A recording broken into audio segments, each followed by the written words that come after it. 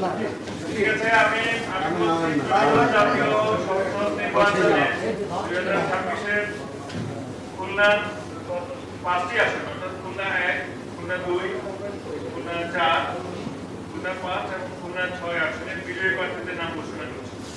প্রথমে খুলনা 1 বিজয়ী হয়েছেন জনাব আমির এজাজ খান। বাংলাদেশ জাতীয়তাবাদী দলের ধানের শীর্ষ থেকে তিনি ভোট পেয়েছেন 1,21,352 ভোট। এবার খুলনা 2 আসনের বিজয়ী প্রার্থীর নাম জনাব শেখ জাহাঙ্গীর হুসাইন হেলাল। বাংলাদেশ জামাত ইসলামী দায়িপাল্লাপুর থেকে ভোট পেয়েছেন 93,789 ভোট।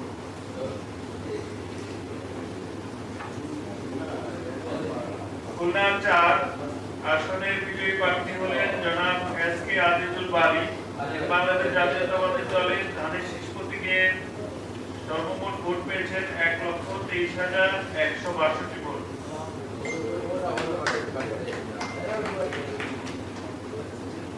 খুলনা 5 এই বেসরকারি ফলাফলে বিজয়ী যিনি হয়েছেন তার নাম জনাব মোহাম্মদ আলী আসগর।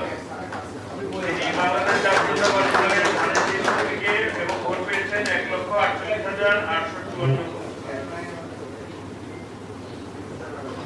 খুলনা 6 আসনের যিনি বিজয়ী হয়েছেন তিনি হচ্ছেন জনাব মোহাম্মদ আবুল কালাম আজাদ। বাংলাদেশ জামাত ইসলামীর দায়িপাল্লাপুর থেকে প্রাপ্ত ভোট 1,50,724 ভোট। সবাইকে অসংখ্য ধন্যবাদ।